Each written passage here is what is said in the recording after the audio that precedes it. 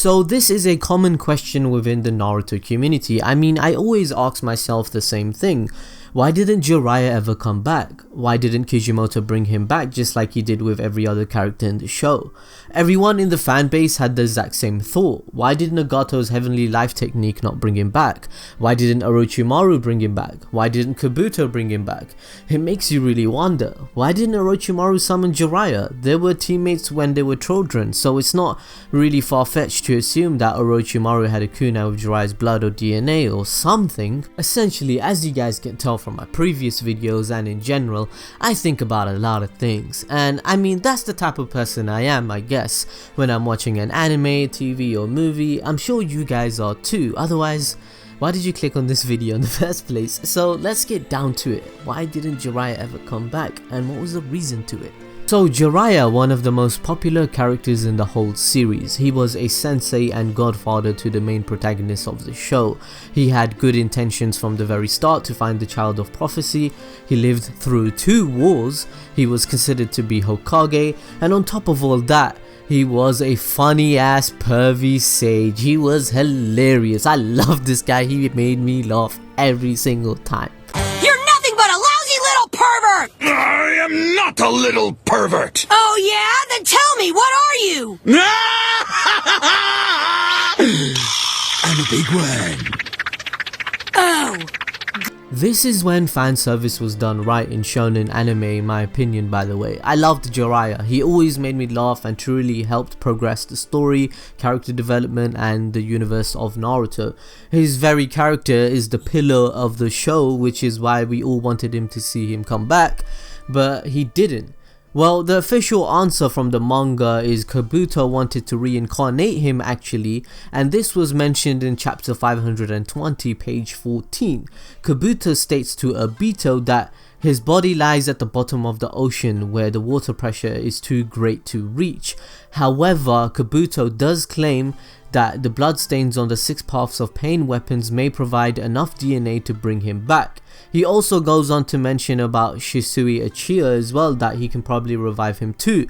But then what happens is that Obito Uchiha warns Kabuto and tells him not to do it or else. So he didn't want him to do it. He didn't want Kabuto to become even more powerful than he was. Now we are all probably wondering, what? That isn't great writing at all by Kishimoto. How does that make sense when he was able to revive even more obscure ninja like Deidara? Deidara exploded himself into nothingness. How did he manage to revive him but not someone like Shisui that is much easier?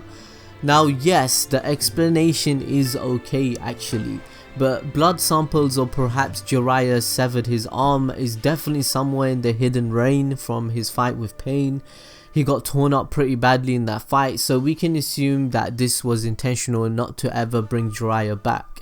Jiraiya passing on served for Naruto's character development. Reviving such a character would effectively cheapen whatever small ounce of maturity or understanding Naruto had gained.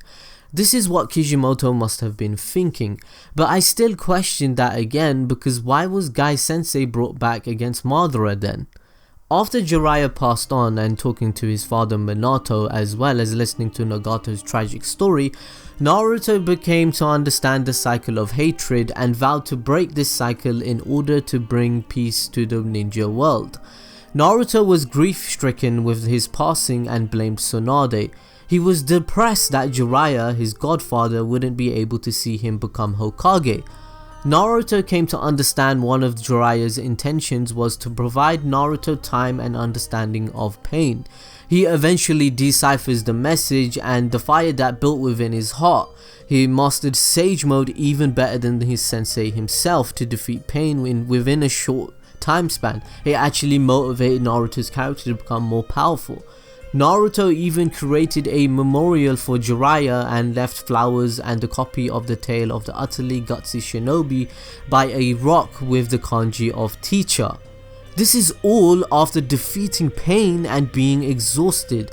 His mind was on his sensei and the sacrifice he made. It just showcases how much he meant to him and what impact Jiraiya actually had on Naruto. So obviously we have the answer in the manga and anime, but what was Kishimoto's intentions? Well, Kobayashi was thinking the same thing. In their conversation, Kishimoto acknowledges that Jiraiya was a very popular character, maybe due to his perviness and Icha side.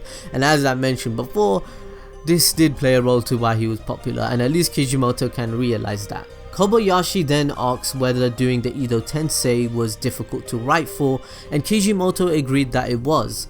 He goes on to say that from the Pain arc onwards, Naruto defeats his enemies without the intent to kill them and settles things verbally. You guys know what we're talking about. We're talking about talk no jutsu up in this bitch. We're talking about talk to you no jutsu. I'm gonna make you a good guy now. Let me talk to you, man. Let's talk about our feelings. So that's what actually happened. So doing it in this way, in Kishimoto's point of view, it felt more shonen-like. So Kishimoto felt like he had to go down this direction. But this also in turn destroyed the mood of the show and what it is, and Kishimoto recognized that. So he introduced the Edo Tensei jutsu so that everyone can fight and defeat someone. Kishimoto then expressed that he did not want to bring Jiraiya back because he couldn't possibly write in a good way for him to come back. He felt as though Jiraiya passing on was a big part of Naruto's development and brought him closer to understanding Sasuke's feelings. Thus, bringing Jiraiya back would undo everything that he'd done and what the writing was. The Edo Tensei was mostly used to bring Madara back to the story and essentially revolve the whole thing around him. So from a writer's perspective and standpoint, I do understand and respect Kishimoto on this decision and wanting to give Jiraiya some substance and not wanting to bring him back. In actuality, if I was the writer of Naruto, I would have thought the same process. Some characters need to stay put for the progression of the story, otherwise it loses its authenticity. But the very problem the fanbase has is this itself, because in the rules that were established in Naruto's universe, it's just hard to make sense of it. Everyone knew how much Jiraiya meant to Naruto and how powerful he was. Bringing him back would be an effective weapon against Naruto. Getting his DNA wouldn't be that hard compared to others, so that's where the fan base has a problem on why wasn't he brought back. Of course, in hindsight, we can say how this could have happened and the writing could have been better and how we can explain this case even more. But understanding Kishimoto's feelings and situation is imperative too. He was doing this on a week-on-week basis, he had a tight schedule, he had bosses to adhere to, as well as he wrote 1 or 2 lines to try and fix this plot hole with Kabuto saying he was under the sea and he was too deaf. He couldn't get him. But even so, I think Kishimoto even said he was tired during this time of the series. He was getting really tired, the war arc went pretty long and he essentially needed a break.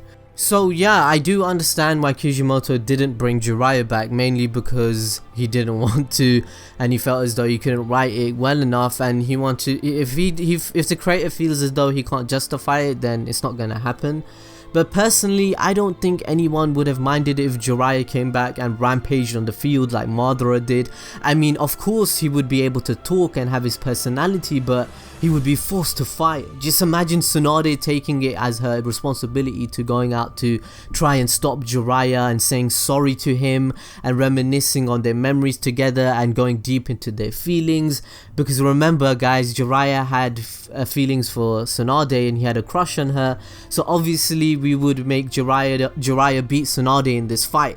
So if Jiraiya came back, we would try and make this type of situation where he beats Tsunade and they talk about their feelings. And then maybe Tsunade gets too emotional for what happened, and then Naruto comes to save the day and it stops it from occurring, from Jiraiya killing Tsunade. Then Naruto would smile and greet his sensei for the first time in a long time and say goodbye for the last time. His master and student going at it again one last time. Not like the sparring matches or training, an actual fight to the end it all. To see Naruto's growth, the prophecy child that Jiraiya can die in peace with knowing he picked the right person. Memories clashing of what they did together when their kunai strike each other and they clash and random blasts are going off everywhere. But no, only these two are locked in speaking with each other of what happened, what's Naruto's answer to pain, and understanding their ideals and Jiraiya's intentions of his life. explaining to him that Nagato became good in the end and he revived everyone, and even telling him that he did master the 9 tails as he intended and was going to teach him. Jiraiya would then lose the fight to Naruto and be so proud and happy and feel as though he did his job. Naruto would ask him one last question on how to stop the war and what his answer is for pain. Much like how Itachi gave Naruto advice too. Jiraiya would answer Naruto and tap him on the forehead one last time and say, "Show me that 60 no jutsu one last time." And it would be a funny joke. Imagine that, guys. Damn, man, I think I should be the writer of this show. But Tsunade and Naruto then witness Jiraiya slowly fading away and their goodbyes, and they say, "I'll meet you again in the afterlife." Naruto and Tsunade share another tender moment together from back in the day. They both shed a tear and the episode ends. Bro, tell me you guys right now, that would have been epic or a good fight. How would you guys would have want the Jiraiya to be revived? If you wanted him to be revived, how would you want it to happen? The way I said it in the video, or what else? Anyway, let me know in the comment section below. I really love Jiraiya. I love this perviness and everything is really hilarious. Make sure to smash the like button, and I hope you learned something new as usual. Remember to hit the notification bell. Follow us on social media on Twitter, Instagram and everywhere else. And damn, I got myself hyped with my own story. But yeah guys, thank you. We love you guys. And remember to check out other videos and see you next time.